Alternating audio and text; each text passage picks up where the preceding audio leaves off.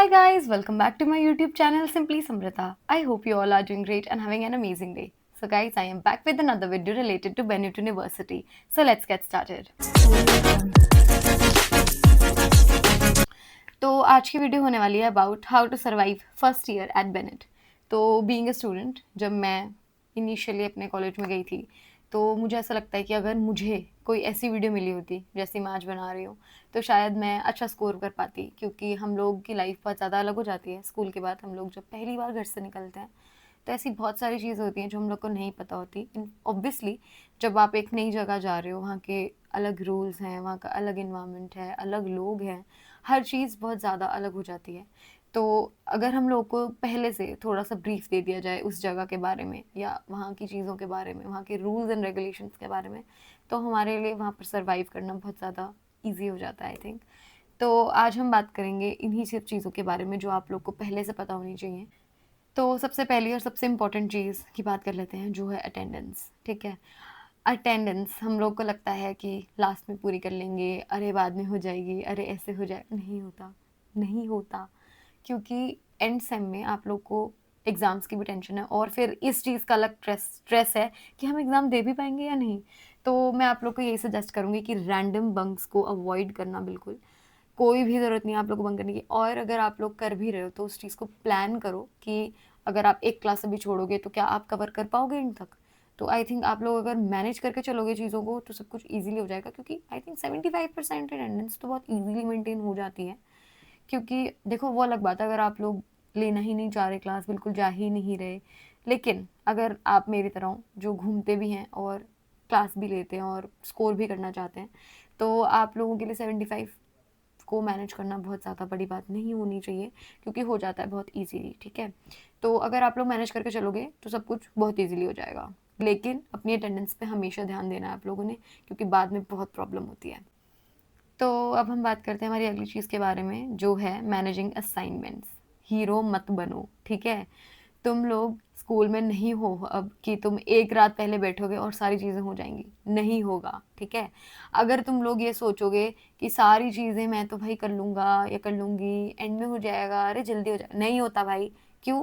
क्योंकि यहाँ पे रिसर्च बेस्ड वर्क भी होते हैं, 10 अलग अलग चीज़ें होती हैं जो हम लोग को करनी पड़ती हैं।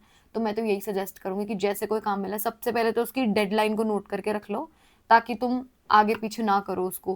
क्योंकि अगर तुम डेडलाइन के बाद सबमिट करते हो तो यहाँ पे मार्क्स कट होते हैं, स्कूल नहीं है ये। ठीक है, हर चीज़ आप लोग को देख कर चलनी पड़ती है, देख कर करनी पड़ती है हर एक चीज़। आप कुछ भी इस तरह से नहीं कर सकते कि आप छोड़ रहे हो, बाद में कर रहे हैं, बाद में कर लेंगे, ये कर लेंगे, वो नहीं।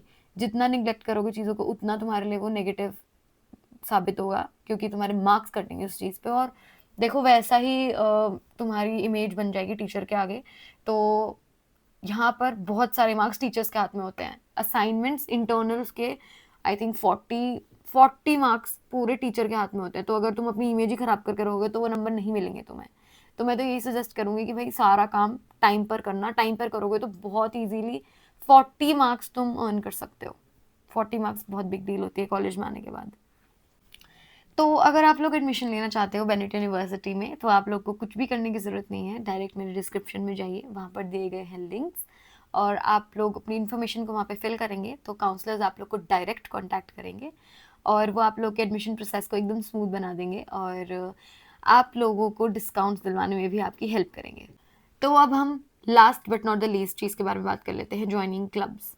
तो अगर आप लोग क्लब्स ज्वाइन करोगे तो आप लोग बहुत ज़्यादा एक्सपोजर मिलेगा आप लोग को, और इंटरैक्ट करने का मौका मिलेगा सब बहुत अलग अलग लोगों से। तो यहाँ पर बहुत ही सारे क्लब्स अवेलेबल हैं, मुझे नाम भी नहीं पता। डांस का अलग है, बैंड का अलग है, ठीक है, एक वो है वो नुक्कड़ नाटक करते हैं उस टाइप का एक वो है क्लब, वो अलग है। तो बहुत सारे क्लब्स हैं, आपको अपनी पसंद का क्लब 100% मिल जाएगा। तो अगर आप लोग उनमें पार्टिसिपेट करोगे तो आप लोग को खुद ही एक्सपोजर मिलेगा, 10 चीज़ें होती हैं, और आप लोग को बहुत कुछ सीखने का मौका भी मिलेगा। तो मैं तो आप लोग को यही सजेस्ट करूँगी कि आप लोग ज़रूर क्लब्स में पार्ट लेना। मतलब मैंने नहीं लिया, क्यों? क्योंकि मैं ऑलरेडी बहुत ज़्यादा बिजी थी अपनी चीज़ों को लेकर। मैं इन्फ्लुएंसिंग भी कर रही हूँ, मेरा खुद का एक स्टार्टअप ब्रांड भी है, मैं उस पर फोकस करती हूँ। मैं यूट्यूब वीडियोज़ भी बनाने लग गई हूँ अब। तो मेरे पास बहुत सारी चीज़ हो जाती है करने के लिए और मुझे अपनी पढ़ाई पे भी फोकस करना होता है। तो बहुत सारी चीज़ें हो जाती करने के लिए, इसलिए मैंने क्लब्स ज्वाइन नहीं करे। बट मुझे डांस का बहुत शौक था, मैंने सोचा था कि मैं ज्वाइन करूँगी डांसिंग क्लब, बट मैं नहीं कर पाई टाइम की कमी की वजह से, क्योंकि अगर आप किसी चीज़ में पार्ट लेते हो तो आप लोग को फिर उसमें डेडिकेटेड टाइम देना पड़ता है, जो मेरे पास नहीं था।